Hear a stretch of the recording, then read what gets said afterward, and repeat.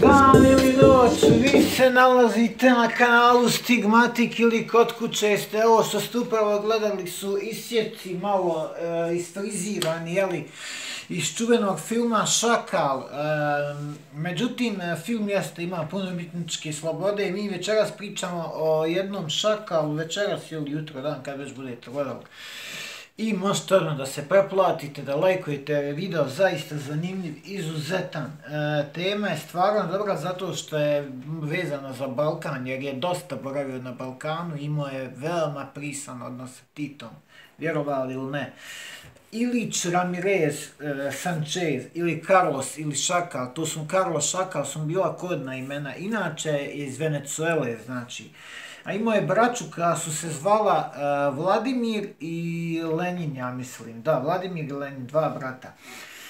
Sa 10 godina je već postao lokalnim članom komunista i onda počinje njegova, ta čitava karijera, kada već je izbačen s univerziteta zbog tih nekih radikalnih ideja, onda putuje u Beirut, gdje postaje dio Palestinskog fronta za oslobođenje. Palestinski front za oslobođenje je imao odnosi sa Bader Meinhofom, znači sa svim tim ljevičarskim udrugama, oni su se tamo mogli obučavati na miru. Iako je on nema službe s kojom nije komunicirao te ljevičarske skansi, to je znači istočno Njemačka, Securitate Rumunska, često je bio i kod Ceausescua gost, međutim najviše je surađivao s UDBom pa im je čak i pomagao pofino. Recimo, obezbjeđivao je, u stvari pripremao je teren, on je već tad bio pred hapšenje za olimpijadu u Sarajevu od strane ustaške emigracije, dok je, recimo, to ćemo posebno raditi, ko je HOP, ko je HRB, dok nije uspio spriječiti, to nisam nija znao da se desilo sudar dva Jatova aviona koja su radili hrvatski teroristi. To je bilo negdje već nakon Titove smrti. Također, jedini čovjek koji je, samo reći, pravio jedan mali katedral za njega u kasarnoj, preko Albina Herjevića poručio je Titu da želi da bude uhapšen u Jugoslaviji, kad je već vidio da mu se sužava krug.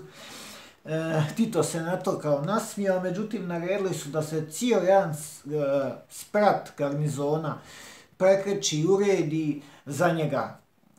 Tu je boravio godinu dana i onda je nastavio dalje s akcijama po jordanskim kampovima, se obučavao, tu je imao to ime Carlos. Često su je bio na metama i on je napadao agente Mossada. Međutim, najvažniji događaj, Michel Muharva, Libanac, otkriva njegov identitet francuskoj policiji, ali Carlos uspijeva da ubije i njega i dvojicu policajaca koji su došli da ga uhapse.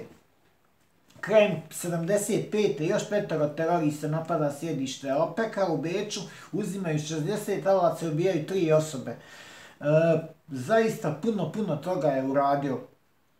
Godinu dana kasnije hapse ga u tadašnjoj Jugoslaviji. Ovo je sad najzanimljivije.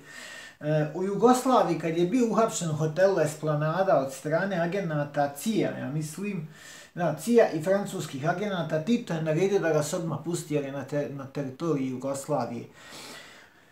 5 njegovih akcija koje je radio u Evropi, radio je uz pomoć UDBE, da li se to UDBA, da li su to komadi UDBE, kriminalci koji su radili za UDBU, ne znam, ali kad su vidjeli da mu ne mogu ništa, udarili su mu na ženu njegovu koja je Magdalena Kopp i Švajcarac Bruno Brege, koji se još vodi kao nestao od 1995. Znači, na taj način su pokušali da utjecaju na njega da se preda. Međutim, posebna slabost, jedno po čemu je poznat, su željezničke stanice i otmice vozova i ovih meta, znači lovno Marseille, brzi vozovi na liniji Pariz-Marseille, simulantne napade je pravio 83. u kojima je 5 osoba poginulo, 45 povrijeđeno. A ono što je interesantno, također na suđenju je rekao da se našća teroristom već agentom za oslobođenje, da je u njegovim akcijama poginulo između 1500 do 2000 ljudi, od toga samo 200 civila. Uz što ja čisto sumnjam, jer koliko sam uspio vidjeti po ovim svim dokumentima, uglavnom u tim akcijama terorističkim gine najviše civila, nažalost, i oni to zovu kolateralna šteta i mislim, nađete se u nekom tržnom centru, ja shvatam da se neki ljudi bore za ideju, da su neki ljudi stisnuti do zida neke zemlje, ali... I napokon, Carlosa prvi put hapse nakon 20 godina bjekstva i nakon, čak je bio dugo prvi na listi najtraženijih svjetskih begunaca, može se reći preteča Bin Ladena. Napokon su ga u Sudanu uhvatili, strpali u vreću i prebacili u Pariz. Sud u Francuskoj ga je osudio na doživotnu zbog ubojstva dvojice policajaca i doušnika, to je Leo iz Libana. Sanchez nije pokazao ni trunku kajanja, govorio je to o tim vozovima, držao je monolog koji je trajao 4 sata. I onda, glavne njegove riječi su: kada ratuješ 30 godina, mnogo krvi bude proliveno i tuđe i moje, ali nikad nikog nismo ubili za novac, već isključivo zbog našeg cilja oslobođenja Palestine. Sad, šta komunisti ima s Palestinom? Uglavnom, ovo je još interesantno. Uživao sam u odmoru u Dubrovniku, Splitu, Zagrebu, dok njemački doušnici i Francuzi nisu znali gdje se nalazim.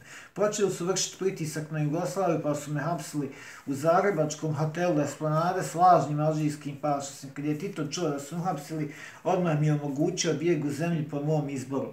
Znači, koliko sam još shvatio, oni za informaciju prodaju, surađuju, slično kao politika, znači sve je to povezano, to su znači ljudi iz tog svijeta, isto što vi poznajete ljude iz svijeta, recimo neke umjetnosti, nečega, tako i oni se otprilike svi poznaju, da li teroristi, da li antiteroristi, da li agenti, i onda tako trguju, jeli.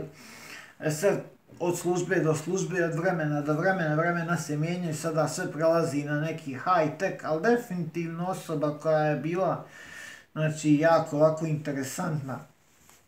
Rekao je da su najveći neprijatelji SAD i Izrael, bio je najviše viđan sa Franjom Herljevićem ovdje u Jugoslaviji i sa Čaušeskom. Međutim, eto to što nije uspio spriječiti, nedaleko od Zagreba, sudar 2 aviona koji su hrvatski nacionalisti oteli.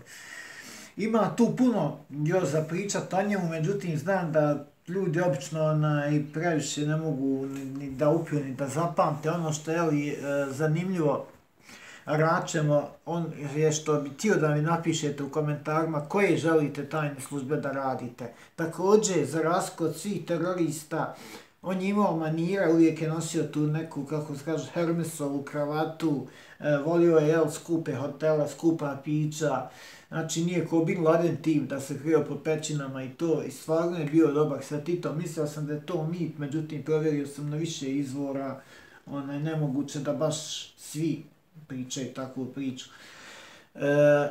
A UDBA je tada baš imala sukob sa tom migracijom, to je negdje pred rat u Jugoslaviji, jeli, pred smrt maršala.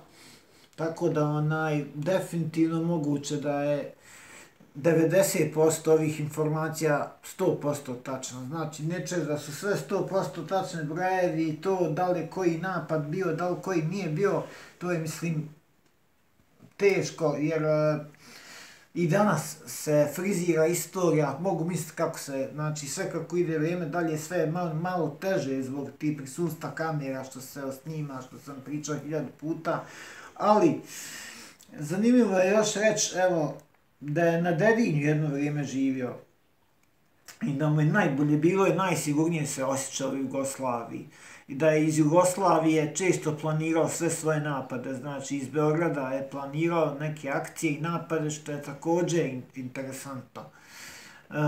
Hajde da ovo bude za drugi dio, pa možda ćemo još spomenuti Šakala, jer kad budemo radili ostale službe, pošto je on bio zanimljiv je Skansi, kod je Putin radio također, ta istočno-njemačka služba, dok je još Njemačka bila podijeljena pol komunizam, pol tamo Amerika, pa vamo Sekuritatrača u Sesku, ima tu priče, može se samo UDBI serijal praviti, ali nećemo, znači, s jednu za drugom, sad iduća tema će biti nešto drugo na kanalu Stigmatik. Nadam se da vam se ovo svidjelo, ste čuli neke informacije, da nisam vas previše udavio, da vam se svidio i uvod i najavu pogledajte, također je interesantna. Eto, toliko, pozdravljam vas Leksi Stigmatik, pa vidimo se opet uskoro, čao.